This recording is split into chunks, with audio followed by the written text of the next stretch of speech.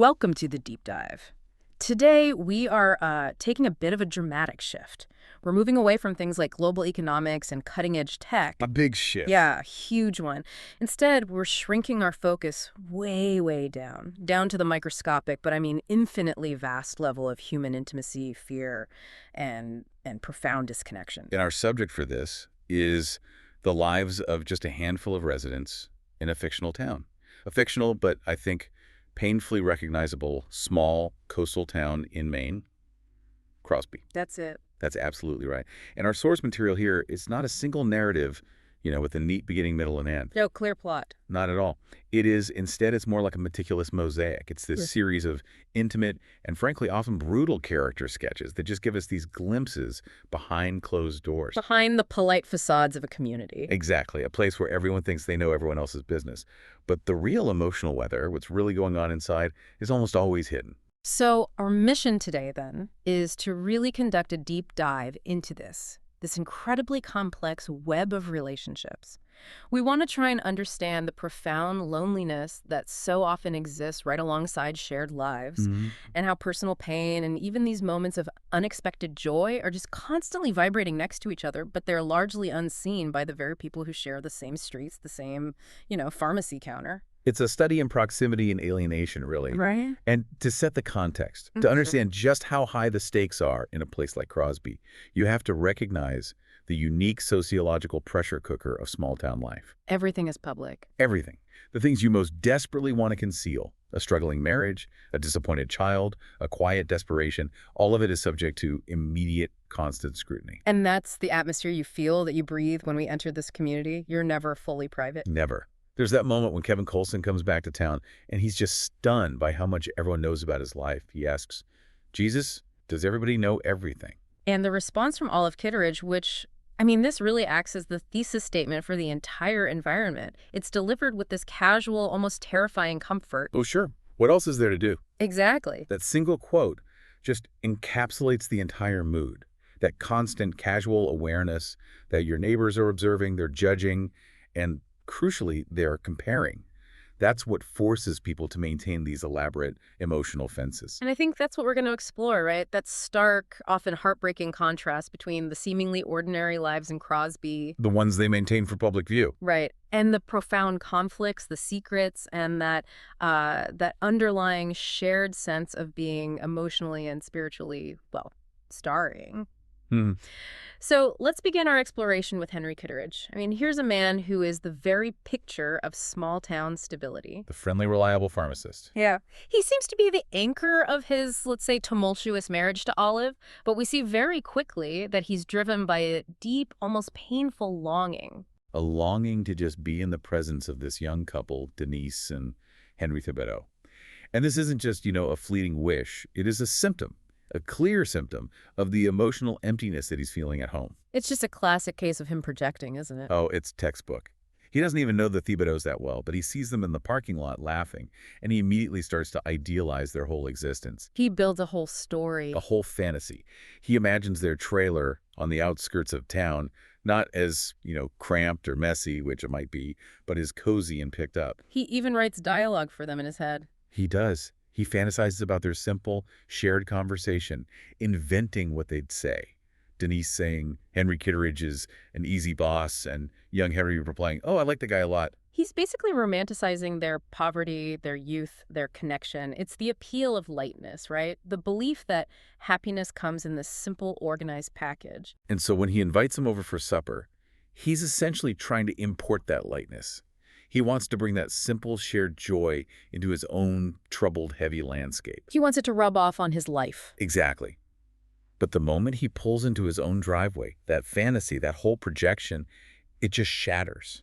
The contrast is immediate and utterly stark. He sees Olive in the garden. And she has this palpable, almost physical darkness that seemed to stand beside her like an acquaintance that would not go away. Yeah. It's just there with her. And he wants to reach out, but her mood, her entire formidable essence, it's just a complete barrier to any kind of tenderness he might offer or receive. And her reaction to the dinner invitation for the Thibodeaus is it's just pure emotional deep freeze. When he tells her they're coming, she just says, give your order to the cook. That's it.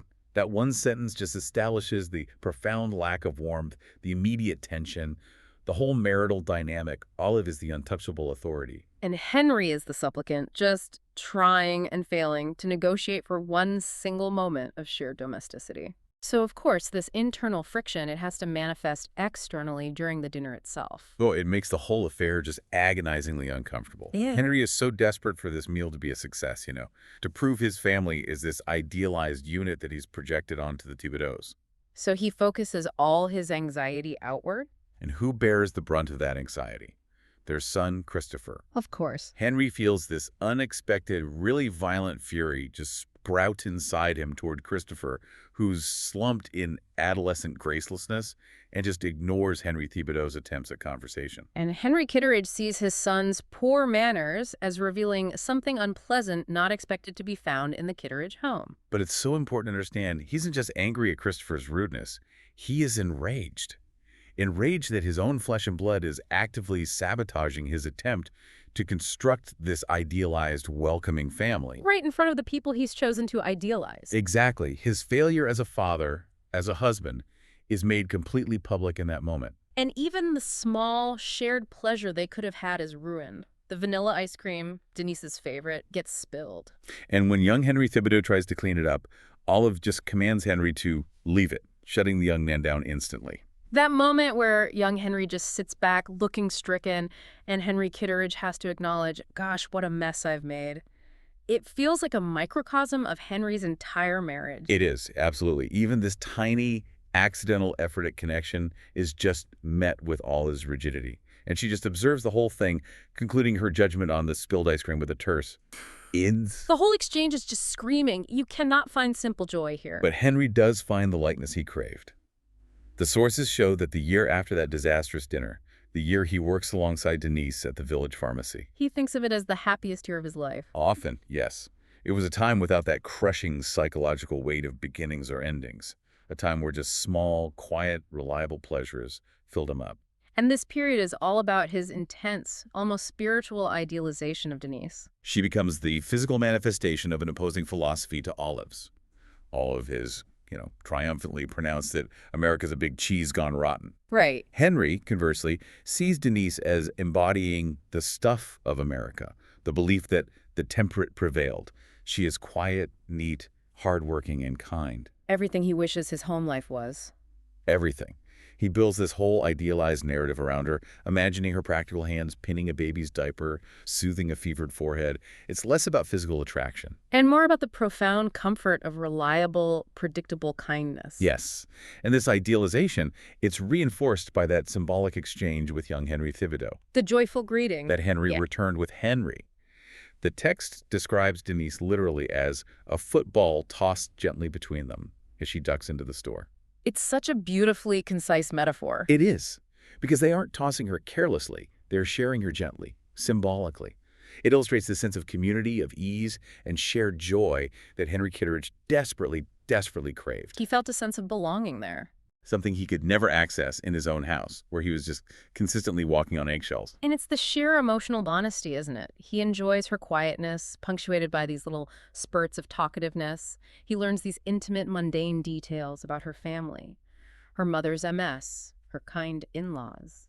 And this emotional openness, this ability to share simple facts without fear of judgment, is precisely what's been absent with Olive for decades. Which contrasts so sharply with the bitterness he gets at home. Like that morning, Olive unleashes her fury's door flung open just because he wants her to go to church. For Henry, going to church without her feels like a public exposure of familial failure. He can only feel whole when he is away from the source of his deepest stress. So let's shift our focus to Olive then, the formidable, often terrifying counterpoint to Henry's quiet desperation. And her anger, it isn't just random volatility. The sources make it really clear that her rage is deeply, deeply rooted in both physical and emotional exhaustion. And it's fueled by a profound resentment. Completely. When her fury's door flung open over that church request, we get that agonizing list of her responsibilities. It's an exhausting, unpaid labor list that Henry seems entirely blind to. Teaching all day, attending what she calls foolish meetings, shopping, cooking, ironing, laundry. And doing Christopher's homework with him. Right. She feels trapped in this life of domestic servitude that is entirely unrecognized. She is, in her words, sick and tired of it, sick to death. This energy, this tremendous force of anger, it has to come from a feeling of being completely unseen and unappreciated for the endless labor that maintains the Kitteridge facade. The home, the meals, the clean clothes, all of it. Yeah. And because she can't lash out at the institution of marriage or the burden of womanhood in a small town, She turns her fire onto Henry. labeling him Mr. Head Deacon Claptrap, nice guy, and dismissing the entire congregation as a bunch of snotwats, she uses her fury as this massive shield against any deeper vulnerability. But that external resentment, that's only part of the story, isn't it? It's masking a much deeper internal pain. Particularly regarding her son, Christopher. We learn about the deep, just shattering wound of him moving away to California for his podiatry practice and then his subsequent divorce. And this wasn't just about geographical distance. No, it was the disintegration of their future. They had an entire life planned for him nearby. Olive had already pictured teaching his future children how to plant bulbs in her garden. That whole vision of legacy, of continuing relevance, it just completely disintegrated. And that loss just haunts her. The text reveals the immense secret grief. The heartbreak of Christopher being stolen away, coupled with the efforts they made to hide his divorce, only telling friends who lived far away. This stress, this denial, this constant attempt to maintain an appearance of perfection. It becomes the central, unspoken source of tension that Henry later believes caused his own stroke. And the heartbreak is just compounded by Christopher's terse attitude during his brief visits home, which just confirms that the idyllic future they imagined is truly permanently lost. So Olive's rage becomes the only armor strong enough to protect that quiet, enduring sadness from the scrutiny of Crosby. Which brings us to perhaps the most pivotal, powerful, and revealing moment in the entire source material. Olive's astonishing confrontation with Nina White. The young woman suffering from an eating disorder. This interaction is the key. It is the key that unlocks the meaning of Olive's inner life. So let's set the scene. Harmon, another character, had earlier observed Nina, her pallid skin, how she looked like a skeleton. And this is juxtaposed with his wife Bonnie's harsh, judgmental dismissal. She calls Nina an idiot for willfully damaging her heart. And that's the typical Crosby reaction, right? Judgment and superficial analysis. Exactly. But Olive, the most outwardly abrasive, judgmental person in town, performs this astonishing radical act of non-judgmental empathy. She recognizes a kinship of hunger. She doesn't see a problem to be solved. She sees a mirror. She confronts Nina directly in the drugstore. You're starving. And then comes the raw, powerful, self-incriminating admission, which no one would ever expect to hear from her. I'm starving too. Why do you think I eat every donut in sight? She seamlessly connects Nina's physical, visible emptiness with her own profound emotional and spiritual emptiness. This is the moment the armor cracks, the facade just collapses, and it reveals the shared, universal human condition underneath. And what happens next is just emotionally devastating. It results in this almost impossible display of vulnerability. Olive, the person Harmon believed he would never see cry, weeps. Her large, big-wristed presence is just shaking with emotion as she quietly tells Nina, "Young lady, you're breaking my heart." And that phrase, breaking my heart, is so loaded. It's an acknowledgement of shared human frailty, but it's also a moment of self-recognition. Her tears show that she sees her own desperation reflected in this fragile girl. It really raises an essential question for you, the listener. What if the person you thought was the strongest, the most impenetrable, is simply starving for love and connection, just like the youngest and most fragile members of the community? Harmon sees this and believes the world has fundamentally altered. This capacity for profound, quiet empathy, only accessible when she is stripped of her usual defense mechanisms, is Olive's hidden grace. Her true nature isn't rage, it's a profound, frustrated sensitivity. So if Olive manages her internal pain through this abrasive behavior and her fierce armor, how do other people in Crosby cope? We see a lot of characters creating these elaborate rituals or projects, all designed to keep the outside world and its judgments at bay. Let's turn to Angie O'Mara, the piano player at the Warehouse Bar and Grill. She uses music as her fence. Angie's life is really defined by that nightly performance and her meticulously timed coping mechanism for stage fright. She's in her 50s, still graceful, but she carries a slight messiness and a vulnerability that often makes strangers uncomfortable. She exists in that twilight space between performance and reality. And her ritual starts at 5:15, consuming vodka, clearing her head just enough to play, but it's not about getting drunk. No, it's about achieving a specific state. What she truly loves is slipping inside the music, feeling that she is one with it. She plays straight through for 3 hours, avoiding the dreaded quiet break. And why avoid the break? Because the break forces her to be Angie O'Mara. Not the performer. Exactly. It means confronting the attention, the necessity of smiling, the small talk. The music allows her to inhabit a world where she is both necessary and invisible. Where she can hide from the messy reality of her life. But her past and its inherent cruelties, it catches up with her when Simon returns. The man who broke her heart years ago. And this interaction is so deeply painful because Simon's cruelty isn't direct, it's cloaked in pity. Which is often a more insidious form of dominance, isn't it? Absolutely. When she finally speaks to him, he delivers that devastating line. "I've been feeling pretty sorry for you, Angie, all these years." And that statement, delivered by the man who once called her neurotic and wounded, it just lands like a massive psychological punch. It confirms her deepest fear, that her life is, in fact, pathetic. Yet, Angie finds this immense clarity in that moment of intense pain. She turns her analytical gaze onto him. She insightfully realizes that Simon is a disappointed man who's seeking satisfaction through the false comfort of pity. She brilliantly calls this form of comfort thin milk. Such a great phrase. It has no substance, no nourishment, but it momentarily satisfies his ego. And in that flash of insight, she realizes a universal truth that applies to everyone in Crosby. She is no more, no less pathetic than any of them. She sees the shared, flawed, disappointing humanity in Simon, in the judgmental Malcolm, in everyone. Her pain isn't unique.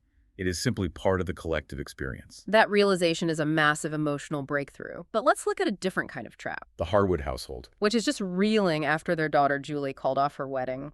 The instability here is massive, but it's hidden under the elaborate performance of the mother, Anita Harwood. And Anita's facade is all about control and conventional femininity. Always lipstick, high heels, and fake pearl earrings. But this performance barely masks her emotional volatility, which her other daughter, Winnie, is starting to perceive.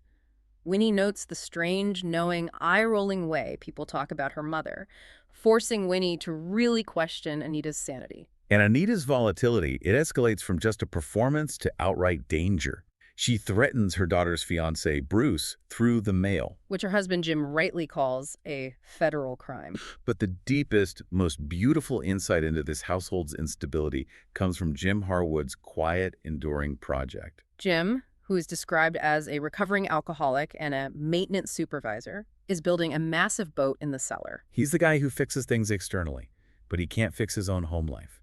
And this boat is enormous, it's beautiful, and it's utterly impractical. And Winnie, the younger daughter, makes this profound philosophical observation that captures the family's condition perfectly. She asks Jim how he plans to get the boat out once it's finished. And Jim admits he's starting to wonder if his mathematical calculations will even work, which leads Winnie to conclude that if he can't get it out, it will be like a ship in a bottle. That is just a devastating metaphor. Isn't it? The boat, Jim's massive, beautiful dream of escape or stability, or maybe just achievement, is trapped by the very foundation of the house. It symbolizes his trapped dreams and, you could argue, the entire family's emotional condition. They are all trapped by the confines of their relationships and expectations, building beautiful things that can never see the light of day. And Anita pushes past the verbal threats to physical, shocking action, the incident where she fires a rifle in the driveway. Aiming at nothing in particular, but saying, "He's all right," after Bruce drove away. It's just an extreme display of her hidden, uncontrollable internal chaos. The bullet shatters the veneer completely. Julie, who is already emotionally fragile, screams, and Anita, rubbing her arm afterward, admits it's kind of hard to say whether she's all right herself. And this is the moment the children realize the foundation of their home is completely compromised. It forces Julie to flee on a bus to Boston, leaving a note for Winnie begging her to lie to their mother. The external chaos is just a mirror of the internal chaos that had been trapped inside that bottle. So the maintenance of secrets and the erosion of intimacy are just central themes in Crosby, and they're driven by this pressure to appear stable. And nowhere is this duality clearer than in the affair between Harmon and Daisy Foster. Harmon loves his wife, Bonnie. She's the literal central heating of his life. And yet he seeks something magical elsewhere. It's so vital to analyze Harmon's motivation here. This is not a man seeking raw lust. He's seeking a sense of abundance. That's a great way to put it. He feels his marriage, while stable and warm, lacks a sense of awe, the way he felt as a child finding a quarter in a puddle. Bonnie provides dependability, but Daisy provides discovery. His brief Sunday moments with Daisy aren't defined by explosive passion. No, it's described as a shared interest, like bird watching. It's a quiet, necessary emotional sanctuary where the light bulb glowed in a town where nighttime came swiftly. It's emotional infidelity that provides a necessary spiritual lift away from the often suffocating sobriety and emptiness of his day-to-day life. Daisy provides this responsive listening and a sense of shared wonder that Bonnie either cannot or will not provide. And during their talks, Harmon starts thinking about God, seeing him as a piggy bank, brought down to look at with a new, considering eye. That's a massive spiritual shift, and it's born not of church attendance, but of secret intimacy. This emotional affair really highlights how easy it is to take long-term stability for granted. Harmon values Bonnie, but Daisy allows him to feel like a man of greater consequence, a man who has experienced a spiritual awakening. He realizes this intimacy offers him a sense of an altered earth, a place where the air is a nice thing to move through. He needs that altered perspective to survive the unyielding sameness of Crosby. Meanwhile, the Kitteridges are grappling with their own massive secret, Christopher's divorce. And the immense lengths they go to keep it quiet, telling only faraway friends, shows the crippling pressure they feel to maintain that appearance. The appearance of the perfect, stable, functional family unit in a town where privacy is currency. And the denial is just crushing, isn't it? It manifests as physical stress. Oh, completely. Olive feels the profound grief of Christopher being stolen away, and she internalizes the belief that the ensuing stress is what caused Henry's stroke. That belief system that the crisis was caused by external stress rather than internal marital rot is her attempt to rationalize and assign blame for the disintegration of their family dream. Now let's shift to a public event where a private tragedy is brutally, mercilessly exposed. The wake for Ed Bonny. This is where Marlene's cousin, Carrie, reveals a devastating secret. Marlene, who works at the grocery store and is described as kind and shy, believes she and Ed had this loving, shared future right up until his death. And the central image of their shared future is the basket of trips. Ed and Marlene had lovingly planned all these future vacations, even as he was dying. So her shame isn't just about the betrayal itself, it's the profound public embarrassment that she believes so completely in their shared future, the planning, the anticipation, while he was secretly unfaithful. She was building a future on a foundation that had already crumbled. And the secret is revealed by a drunken Carrie, Ed's cousin, who confesses the affair. She claims it was only once, although Marlene instinctively suspects more. But the reason Carrie gives for the confession is just agonizingly cruel. She thought Marlene knew all along, and I was just punishing her by keeping on being nice to her. I mean, that is passive cruelty taken to an extreme. It is. Carrie, by maintaining this facade of kindness while believing Marlene was performing ignorance, inflicted a second wound. And this reveal transforms Marlene's grief into shock and profound public shame. She later tells Olive she feels this intense embarrassment that she sat there planning the basket of trips with a dying man who had already betrayed her. And in this devastating moment of absolute raw vulnerability, we see Olive Kitteridge provide one of her most authentic, necessary moments of support. She cannot physically comfort Marlene, admitting this is not the kind of thing Olive is especially able to do. Her armor prevents that kind of physical touch. But she sits with her. She sits with Marlene, offering the one thing Marlene desperately asks for: permission to express her raw, unfiltered feelings. When Marlene asks if she can just say shit, Olive, who never uses the word herself, gives her absolute permission. Say shit, shit, shit, shit. And this is such a profound moment of connection precisely because it is non-judgmental and authentic. It's Olive's silent, authentic presence acknowledging the universal unfairness of life, it isn't right, that offers Marlene a sacred moment of release. She doesn't need advice or a hug. She needs someone to bear witness to the magnitude of the unfairness. And Olive, the great bearer of suffering, can do that better than anyone else in Crosby.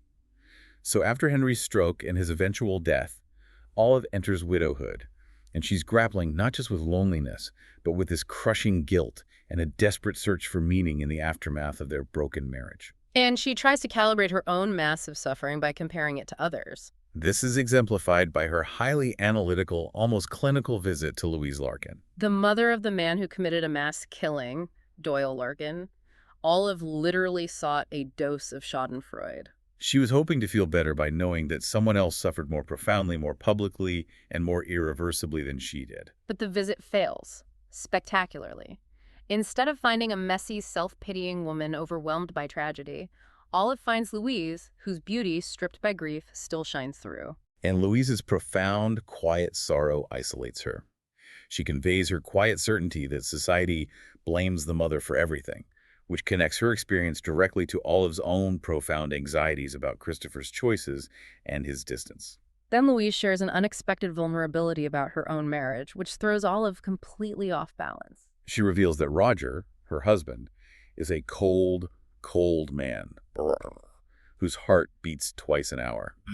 And this comment about a distant, emotionally unavailable husband forces Olive to reflect on her own relationship with Henry. Who is the very opposite of cold. The attempted schadenfreude completely fails because sorrow is not a competition. Louise even sees right through Olive's motivation, singing sorry to apologize for not being sufficiently miserable. And Olive realizes the pervasive, isolating nature of sorrow. She acknowledges she was wrong to visit Louise Larkin, hoping to feel better by knowing the woman suffered. Sorrow, she learns, is profoundly isolating and non-transferable. And following Henry's death, Olive is forced to confront the absolute brutal truth about the breakdown of their marriage. The emotional truth that had surfaced years earlier during that terrifying hostage crisis at the hospital when they were held captive in the emergency room bathroom. He was in that moment of ultimate fear and vulnerability. Henry shamed by wetting himself, his defenses completely down. That Christopher's accusation, which Olive later internalizes as fact, was laid bare. Henry had stammered that Christopher left because Olive didn't leave him any room. He couldn't stay married and stay in town, too. And that accusation becomes a relentless source of remorse in her widowhood. She is haunted by the fact that she pushed away the man who loved her most. Olive later admits Henry was right, that she never apologized for anything, ever. She realizes that the true crisis that night wasn't the external hostage situation, but the terrifying things they said to each other, which altered how they saw each other forever. The profound emotional loneliness demands an outlet, but she keeps failing. She tries being a docent at an art museum, hospital volunteer, but nothing sticks.